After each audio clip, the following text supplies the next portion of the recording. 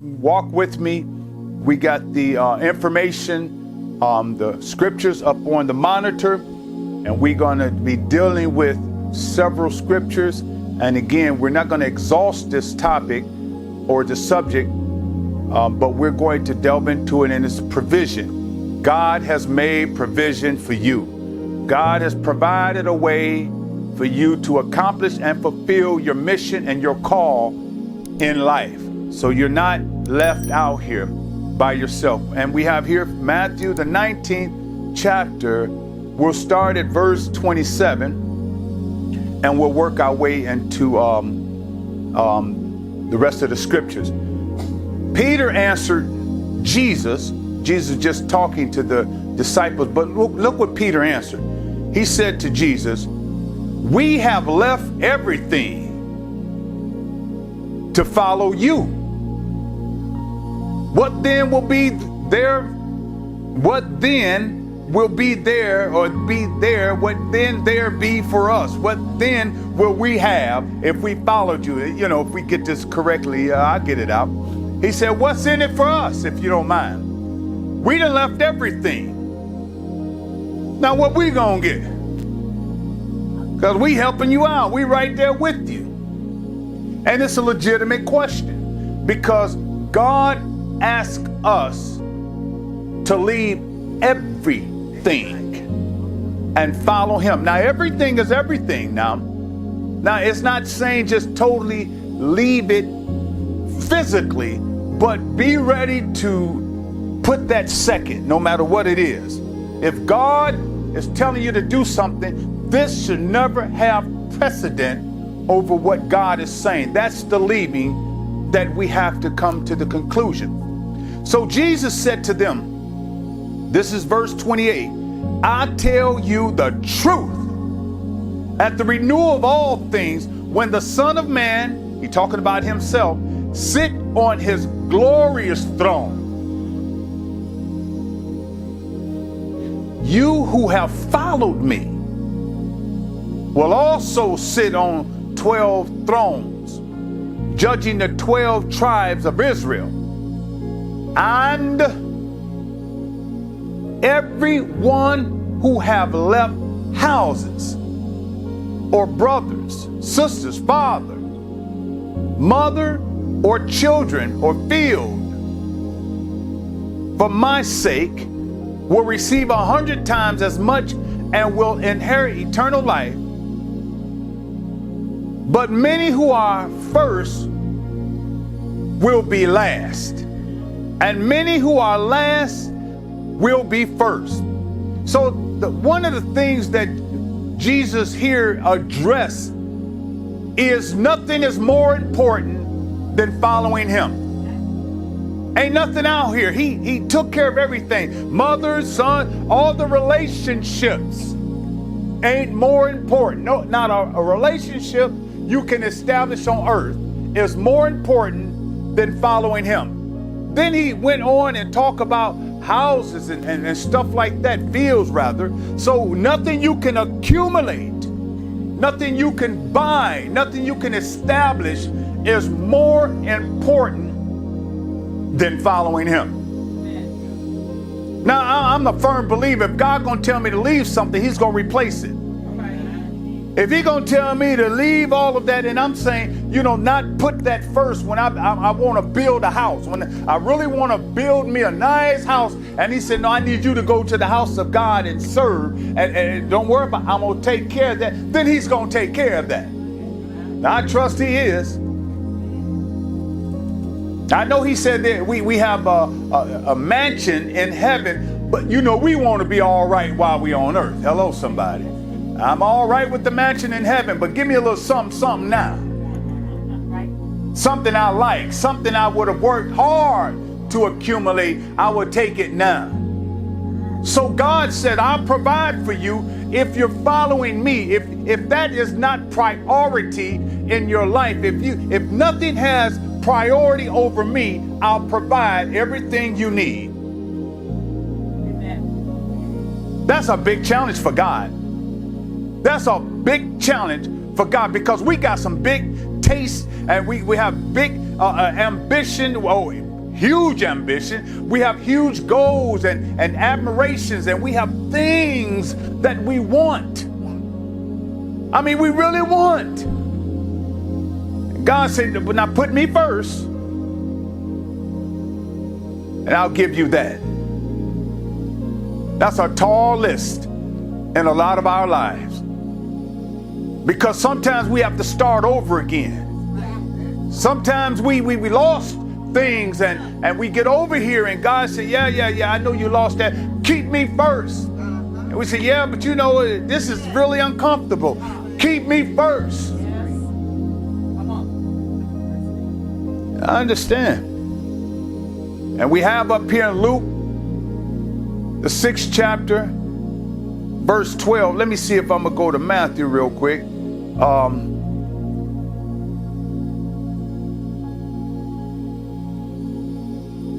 All right, let's go here.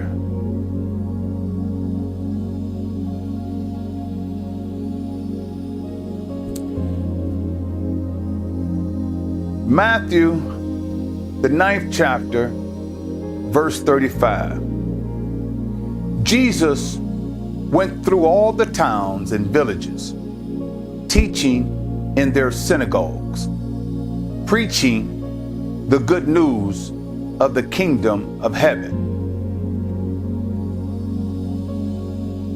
Preaching the good news of the kingdom and healing every disease and sickness. Jesus went through all the towns. Somebody say all the towns. See, look, and villages. He's just all over the place. And he's teaching and preaching the good news of the kingdom. He's teaching and preaching. We're going to get this. The good news of the kingdom. So he got good news, right? We'll see.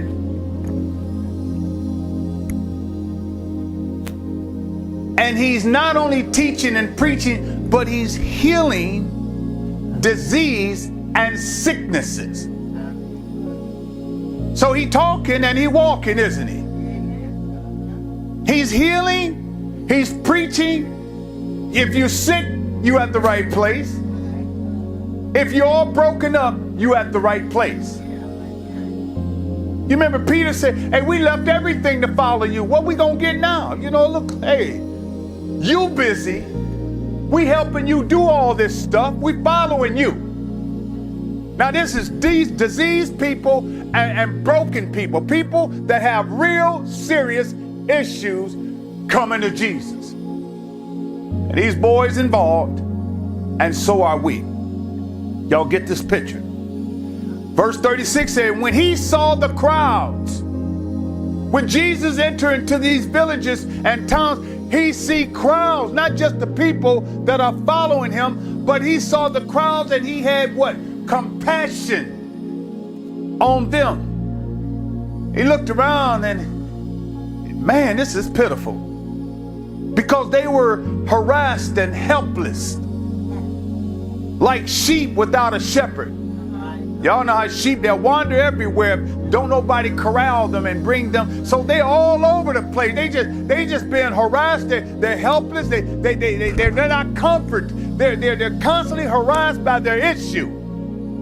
And they looking for some help.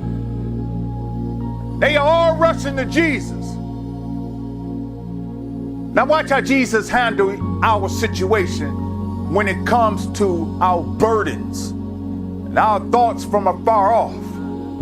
There's a plan. He provides a plan to help you so you can get in the plan of helping others.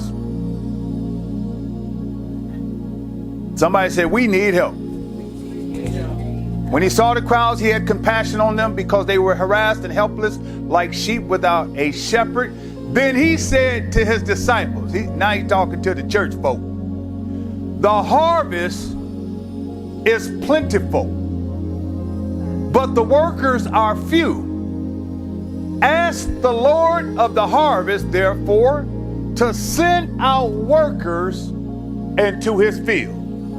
There's a need, and God, who provides the need, will provide a solution to your need. He said, y'all see all these folks? It's pitiful out here, ain't it? He said, now here's what I want you to do. Instead of talking about their problems, instead of acknowledging what's wrong, pray to the one that can solve the problem. Look up. If what you see you don't like, talk to the one that can change it. You can't fix them, but God can. Chapter 10, verse 1, he called his 12 disciples to him, and he gave them authority to drive out evil spirits and to heal every disease and sickness. May I have your attention? He saw the problem. He told them how to get to the resources. Then he gave them power. See, a lot of times we point to Jesus. A lot of times we direct you to Jesus. But Jesus ain't coming down to do nothing else for nobody. He's going to use the body of Christ. He's going to he gave some apostles and prophets and evangelists and teachers and preachers. He gave that to the body. He gave that to your body. He gave you the ability to carry out these assignments. So he told them where to go, and he told them how to get the power. Then he exercised it, and he put what he said into action. He said, I'm going to give you some power. I'm going to give you the authority. There goes the harvest. This is not for you to be empowered so you can walk around with your chest out.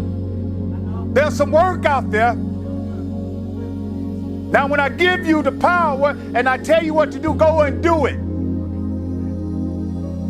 Sit around talking about, hey, look, you got power, I got power. We all lit up, all illuminated, and the harvest is starving. People need hands laid on them. Hey. It was a sad moment. Now it's a glad moment. You can help resolve the pain and anguish of some of these folks, if not all. These are the names of the apostles, and you can read it in your leisure. Verse 5 says, these 12 Jesus sent out with the following instructions. Here we go. You all excited about the power? Let's see. He said, do not go amongst the Gentiles. In other words, don't go over here or enter any town of the Samaritans. May I have your attention, please? He said, don't go over here or enter a town. Somebody say town. It wasn't up the street. It wasn't convenient. When God have an assignment for you, it's not going to always be at your convenience.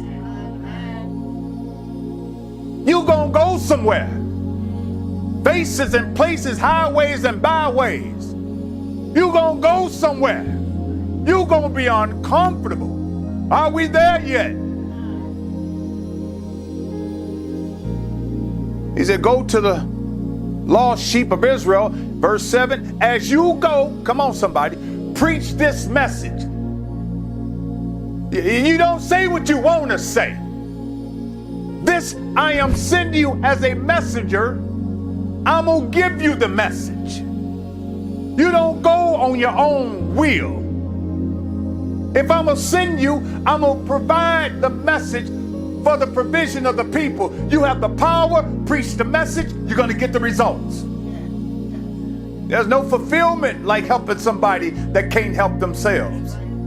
There's no greater fulfillment than putting yourself in a position to help the helpless, the needy and the rejected. There's no greater joy than that. Preach this message. The kingdom of heaven is near. Glory be to God. Now heal the sick, raise the dead, cleanse those who have leprosy. That means it's in bad shape. They're going to get up on you. This ain't a far off type thing. This up and personal, right here, your stuff, whatever coming up out of you, I'm witnessing. Give me my hands and let me put them on you. We don't have sanitizer on the hand and wash up and get, no, you in this thing. Leprosy. Going over there where they are. You think leprosy gonna come to you? No, they got a little camp that they set those people aside. You get on over there where the moaning and groaning and all the stuff is oozing out their skin. Get on over there. Stay focused. You got the power. Give the power to the people. Are y'all with me? Get to healing and raising dead and cleanse those who have leprosy and drive out demons. And that means when you see it, you gonna know it's a demon. When you hear it and witness it, you gonna know it's an influence over a person's life. Demons don't come tipping in like this. They bold. They show you who they are. They'll show you who they possess. You drive that out. God ain't giving you no spirit of fear. The spirit you have is power, love, and a sound mind. Drive it out. Don't walk it out. Don't pray, oh, I hope you come out, please come. No, you drive that out. You got the power. Exercise your power. As you preach, be ready to demonstrate the power that's in you. Don't just keep talking and inspiring. No, you get to work. Hey, here. You remember he said the harvest is plenty. It's the laborers. Don't nobody want to roll their sleeves up. This is a rough place here, y'all. This is a rough place. He said, freely you have received, freely give. By the way, let me admonish you, brothers. He said, don't take any gold, or silver, or copper in your belt. And I didn't see this until now. You got some gold. Y'all ain't broke. You got silver. Y'all ain't broke. But you ain't taking that on this go round. That's right. This ain't that. I don't want you paying and pulling out your money and fixing things. I'm going to do it through you. So now that puts you in a vulnerable state, doesn't it? You want to exercise the power and drive out demons, but you don't have no money. That's why people are like, hey, man, what we doing here? We done left everything to follow you. What's in it for us? And Jesus tell me, don't take nothing with you. Your money ain't no good in this arena of life. Don't take no gold, silver, copper in your belts. Take no bag for the journey. Lord, have mercy. Or an extra tunic. Don't take any sandals. Don't take a staff. Are y'all listening to this? And we following him. For the worker is worth his keep. Whatever town, somebody say town. Not right up the street, is it? Or village you enter, search for some worthy person there and stay at his house until you leave. Somebody say worthy. Hold that thought. As you enter the home, watch this. Give it your greeting. Amen. Glad to be here. Thank you. Shalom. Yes. If the home, you remember worthy, if the home is deserving, let your peace rest on it. If it is not, let your peace return to you. So you walk in there and feel all right, don't it? And you look up, I ain't know to open up the refrigerator. I see all that. Oh, I must have went in the wrong bathroom. My bad. So in other words, you can go into people's homes and it looks accommodating, but when you settle down, verse 14, If anyone will not welcome you, here we go, or listen to your words, shake the dust off your feet when you leave that home. You remember he said worthy? Or town. So in other words, Jesus is sending these boys out. He's sending us out without any provision that we can sustain ourselves. And then he said, go to somebody's house and stay there. Then leave from there and go out and preach. Go out and teach. Go out there and fight those demons and go back to that person's home. Now, after that takes place, the demons in that home may rise up. Then take your peace with you. Don't go back talking about them folks home. Just get your peace, gather yourself, and get back in the frame of doing ministry. I'll deal with that house. He said, shake the dust off your feet. He said, I tell you the truth. It would be more bearable for Sodom and Gomorrah on the day of judgment than for that town. He said, I am sending you out like sheep among what? Wolves. Are y'all listening? You ain't got no protection but me. I'm sending you. And these boys ain't playing. They will eat your lunch. Are you listening? I'm sending you out as sheep amongst people or a group of wolves that is ready for some lamb meat. Are y'all seeing the picture? He's sending these boys out, but he's telling them you ain't going to protect for yourself. You're not going to provide for yourself, rather, and you're not going to protect yourself. You're going to be in a land where you need me to show you favor wherever you go. That's a good word, totally. He said, I'm sending you out. Hey, listen, they in the huddle. I'm sending y'all like sheep. Hey, so we don't take no steps. No, you ain't taking nothing.